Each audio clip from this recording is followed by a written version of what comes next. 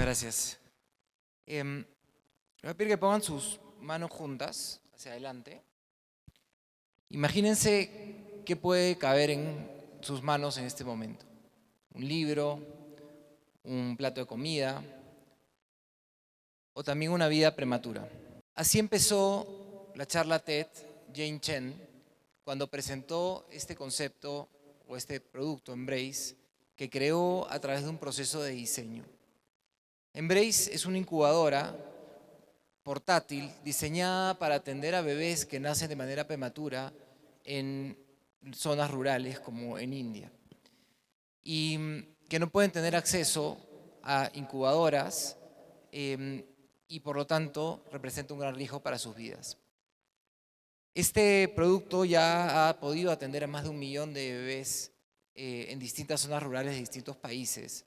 Y la manera como llegó a esta solución fue a través de un trabajo de diseño multidisciplinario con personas de tecnología, con personas de campo, y empezaron a analizar no solamente las posibilidades de la tecnología, sino también las costumbres y las posibilidades, el contexto de las personas que lo iban a utilizar. Esta incubadora portátil funciona como una bolsa de dormir, de campamento, pero tiene en la parte trasera, en la espalda, un bolsillo grande donde puedes poner unas celdas de cera que se derriten a la temperatura del cuerpo humano y se puede mantener con esa temperatura durante largo tiempo. Para mí, ver esta charla TED en el año 2009 significó una invitación a salir del desarrollo profesional que estaba teniendo hasta ese momento y querer entender más de este proceso de innovación, de este proceso de diseño.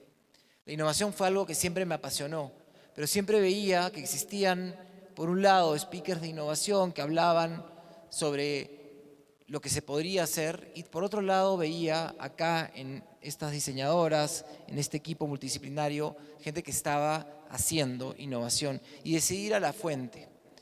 Este proyecto fue incubado en Stanford, en el D-School.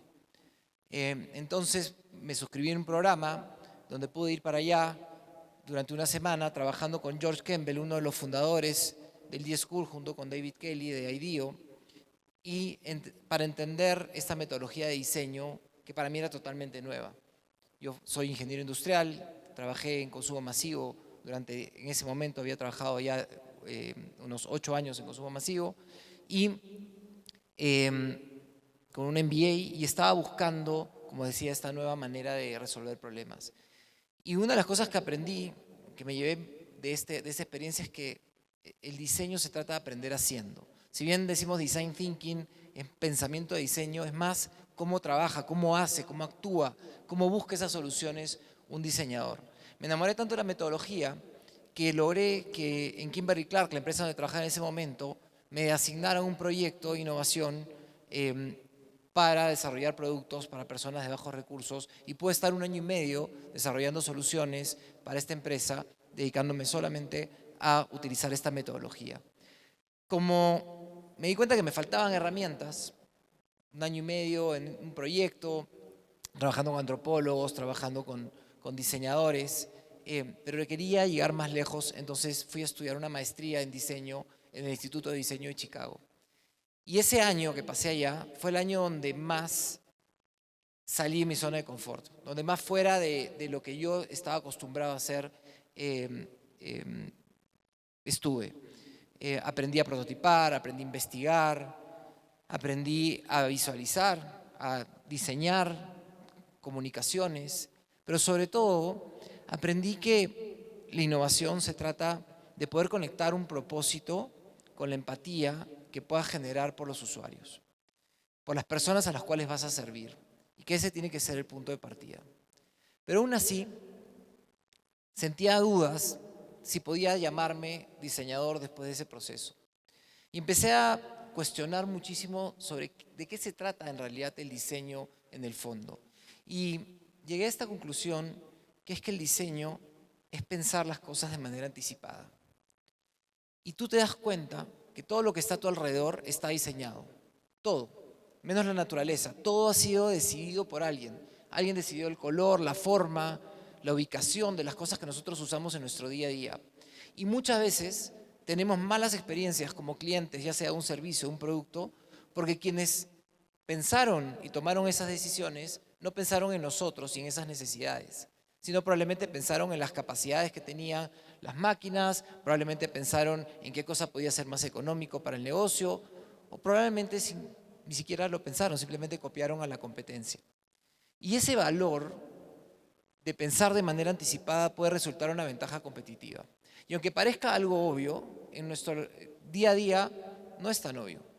Si fuera realmente algo que sea parte de nuestro entorno, no necesitaríamos instrucciones en las puertas y estarían pensadas de manera intuitiva, ¿no? Y tendríamos la vida un poquito más fácil. Y esa es la esencia del diseño, es pensar incluso en esos detalles para que las personas puedan tener una buena experiencia. Gracias a eso, se ha podido constituir el diseño como una ventaja competitiva en las empresas. Y en mi vida, en mi trayectoria, en los últimos años, he trabajado con empresas para poder aterrizar sus estrategias y poder utilizar el diseño en maneras en las cuales puedan ejecutarlas de una mejor manera. Las empresas usualmente pueden tener 3 tipos de ventajas competitivas. Este modelo que está acá es el modelo de los 10 tipos de innovación de Dublin y dice, tú puedes tener una ventaja competitiva alrededor de eficiencia operacional, que es más la parte celeste. Usualmente se da en empresas extractivas o en empresas que requieren de altas inversiones en activos fijos.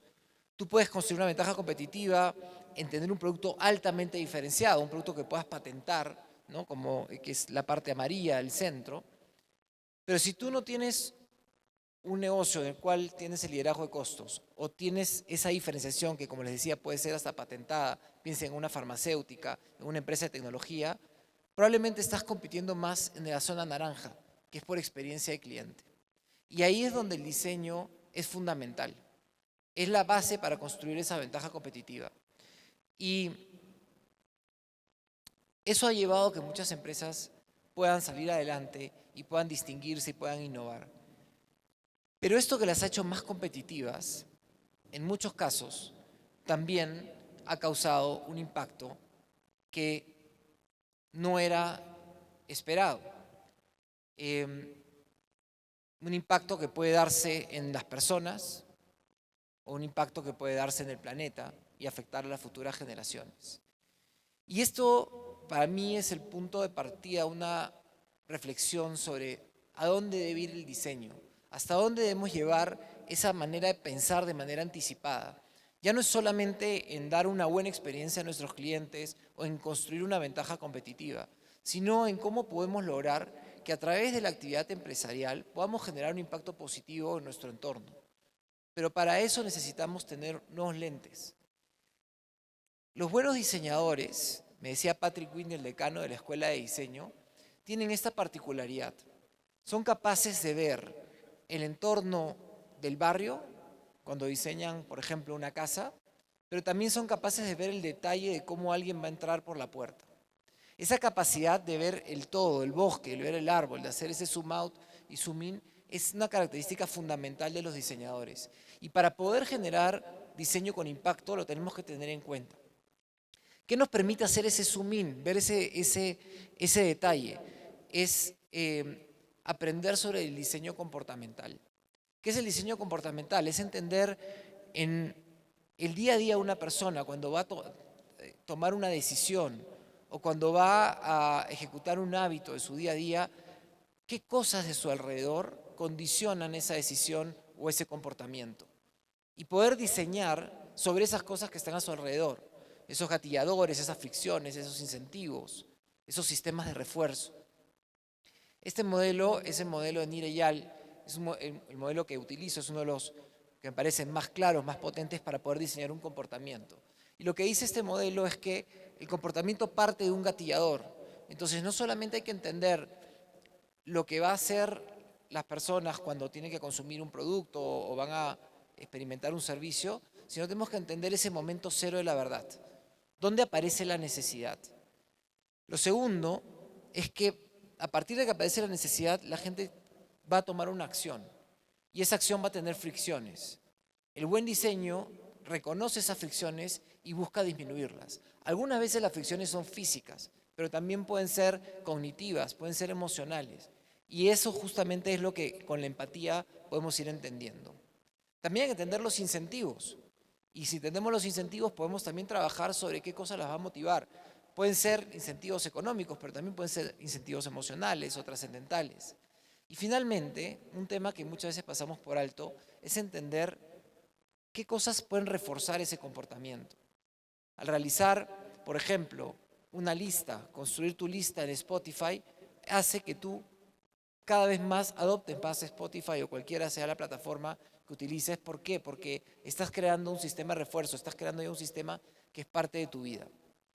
Entonces, entender estos elementos permite que podamos diseñar los comportamientos de las personas y podamos ayudarlas a tomar mejores decisiones que tengan un mejor impacto en sus vidas y con el medio ambiente.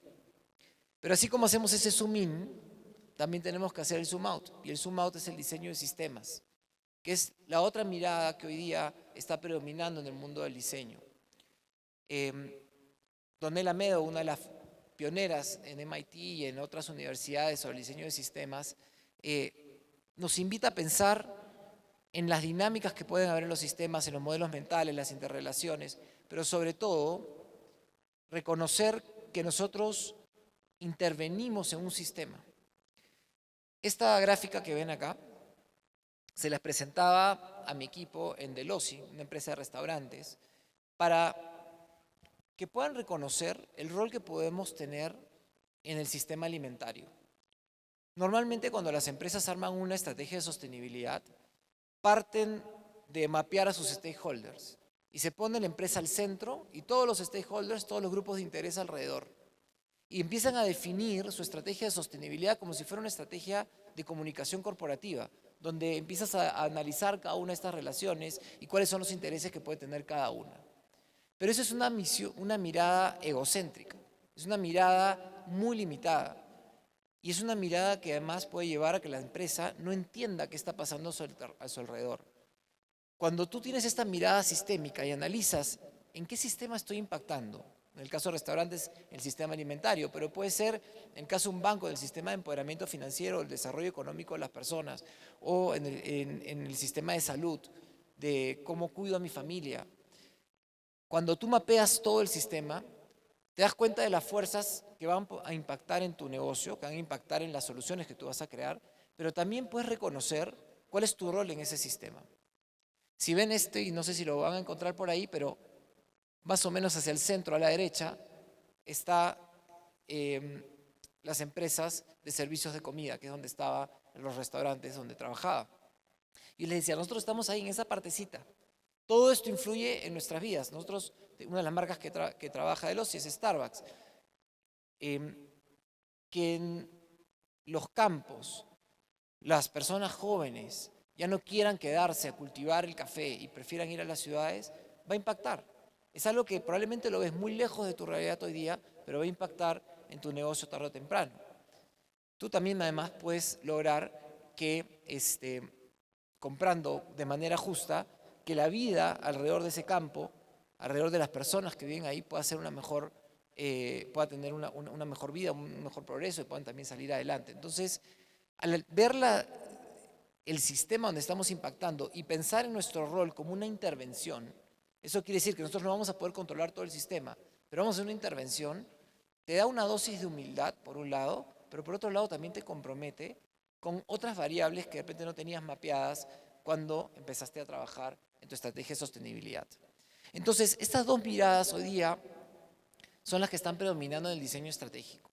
Pensar en los comportamientos de las personas, en su contexto, pero también entender lo que está sucediendo como sistema y poder reconocer cuál es nuestro rol dentro de ese sistema. Y es algo que todos podemos hacer. Todos podemos convertirnos en diseñadores. Y de hecho, la magia del design thinking, lo que hizo en algún momento, de hecho cultivado en el D-School de Stanford, donde les comentaba, es que articuló y extrapoló un modelo de trabajo muy particular de los diseñadores y lo estructuró de una manera en la cual cualquiera podía trabajar con ese modelo de trabajo y cualquiera podía convertirse en diseñador. Y de esa manera empezó a invitar a antropólogos, a psicólogos sociales, a gente de ingeniería, a gente de negocios, a trabajar como diseñadores, y de esa manera la práctica se fue enriqueciendo. Pero a veces, debo decirlo porque en mi día a día lo veo, confundimos un proceso de diseño como un taller creativo que puede durar un día o una semana. Eso no es un proceso de diseño. Eso es la forma como se enseña el diseño. Yo hago muchos de estos talleres para enseñar diseño, aprendí en uno de esos talleres, pero eso es una manera en la cual tú aprendes o te sensibilizas de lo que significa ser diseñador. Pero un proceso de diseño no solo dura más tiempo, sino que consiste en incorporar en todo lo que hacemos en nuestro día a día estos principios de los diseñadores. ¿Cuáles son esos principios? El primero tiene que ver con la empatía, pero para generar empatía no puedes trabajar con datos puros demográficos, tampoco con user personas o inventarte caracteres o estereotipos que no existen. Necesitas conocer a personas reales, necesitas tener una conversación y entenderlas. Cuando fue el Niño Costero, y tuvimos fuimos afectados en gran parte del norte del país, también en otras ciudades, fue una de las veces donde más se utilizó la aplicación de Safety Check o de chequeo de seguridad de Facebook. Y probaron una nueva aplicación que era ayuda comunitaria. Entonces, el equipo de Facebook decidió salir de California. Tenían toda la data de quiénes lo habían utilizado y cómo lo estaban utilizando, pero querían conocer esas historias reales. Y trabajamos juntos en entender quiénes eran estas personas que habían utilizado la aplicación, en qué contexto lo habían hecho, en qué momento del desastre, si había sido en el momento mismo de una afectación de sus viviendas o había sido después, qué barreras tenían para utilizarlo, cómo los podíamos ayudar. Y desde esa empatía es que este equipo pudo ir mejorando esta aplicación, conociendo esas historias de gente que daba ayuda, ofrecía ayuda a otras personas y gente que la solicitaba. Pero no solamente es cuestión de conversar, para conocer las historias también podemos observar. Y esa es la magia de ir al campo. Podemos sentarnos a ChatGPT y preguntarle cuáles son los últimos insights que debería considerar para diseñar un producto, pero eso no te va a dar esa magia de los detalles, de ver lo que ni siquiera estás preparado para preguntarte. Cuando estábamos trabajando con otra empresa de tecnología, con Google, que ellos pusieron unos globos, tenían un modelo para poder dar internet a zonas donde no había cableado y lo hacía a través de unos globos aerostáticos. Y se probó también acá en el Perú, en la zona nororiente. Y fuimos a entender a las comunidades rurales que no tenían acceso a internet o que tenían acceso limitado, cómo es que se comportaban. Y descubrimos, entre las cosas que veíamos, que habían construcciones como esta, donde las personas ponían como una estructura, ¿no?, temporal, un recurseo o un hackeo, como le podemos decir, en los lugares donde había señal, para que pudieran reconocer que ahí tenían que poner su celular, ¿no?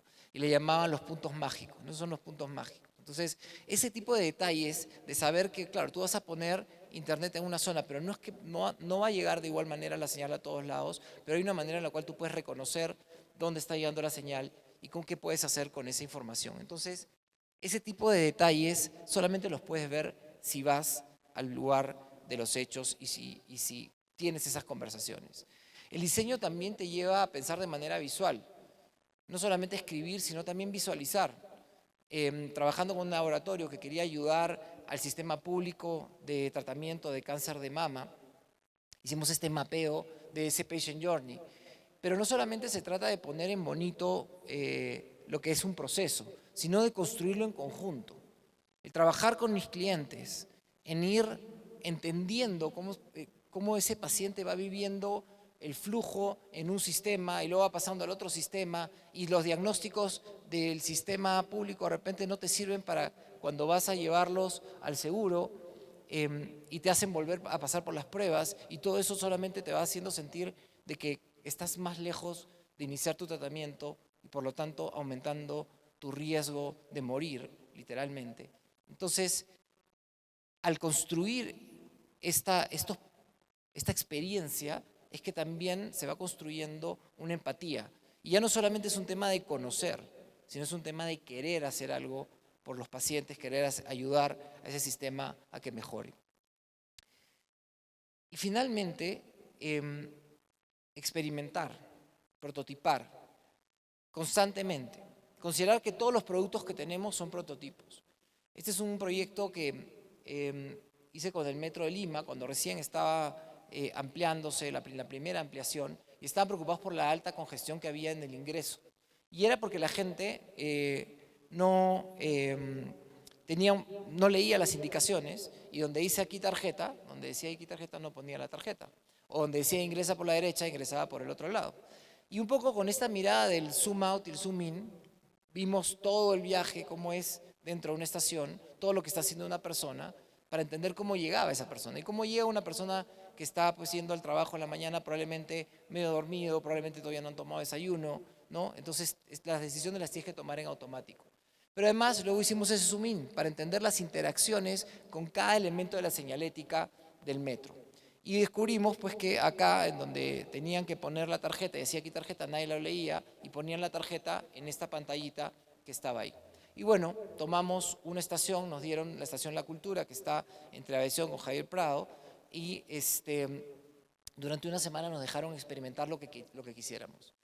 Una semana probamos distintos cambios de señalética, en algunos momentos empeoraba el servicio, otros momentos mejoraba el servicio, pero íbamos midiendo esos resultados. Y eso se convirtió en nuestro laboratorio.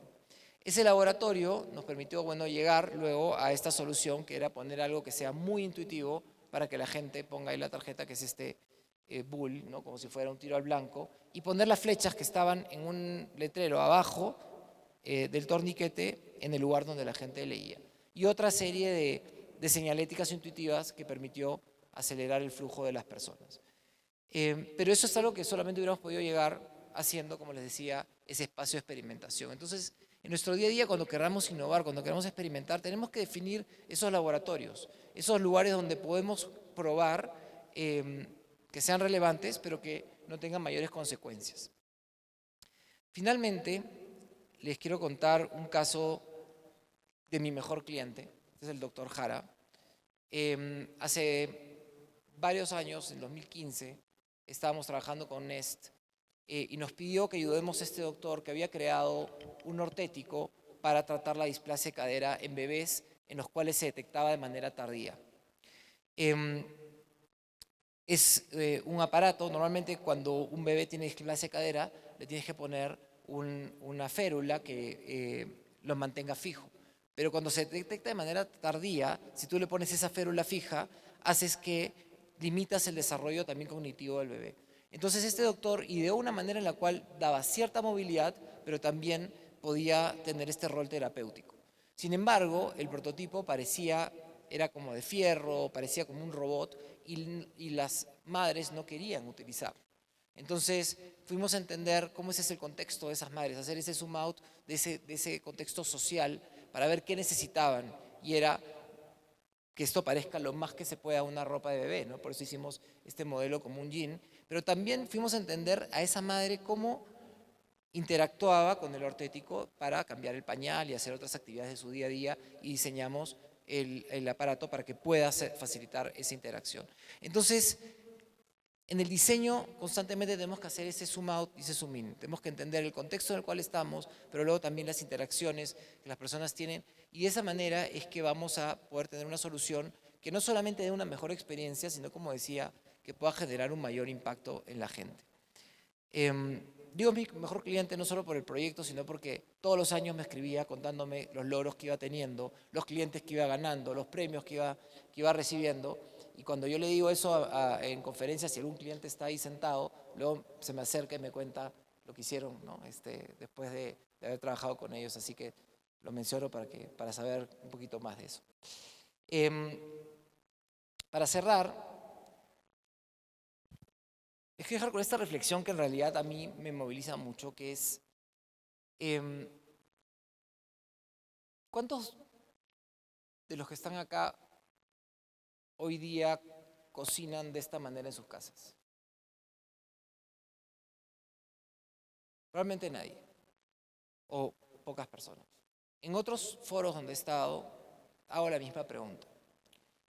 Y son normalmente foros donde están las personas que crean las soluciones y los productos y las empresas que impactan en la vida de todos los peruanos. Y tenemos que reconocer que esta es la realidad de la mayoría de la gente del Perú. Sin embargo, quienes tomamos las decisiones de los productos y los servicios para estas personas, no vivimos en esa realidad. Por lo tanto, no basta con diseñar desde el escritorio. No basta con diseñar desde lo que yo creo que alguien puede estar sintiendo o queriendo o del entendimiento que pueda tener desde esa lejanía. Tenemos que realmente hacer una inmersión para poder entender esa realidad desde su perspectiva. Dicen que empatía es ponerse los zapatos del otro. Pero para ponerse los zapatos de alguien, te tienes que quitar primero los tuyos. Y eso es mucho más difícil. Por eso considero que el diseño hoy día no es optativo, es fundamental. Porque estamos creando la realidad de gente que realmente se merece una mejor realidad. Y por eso el buen diseño dicen que es una combinación de ética y de estética. No es solamente una mejor estética, no es solamente algo que esté bien diseñado a la vista, sino que esté bien diseñado desde cómo lo hemos pensado y del impacto que puede tener en estas personas y también en la sociedad en su conjunto. Muchas gracias.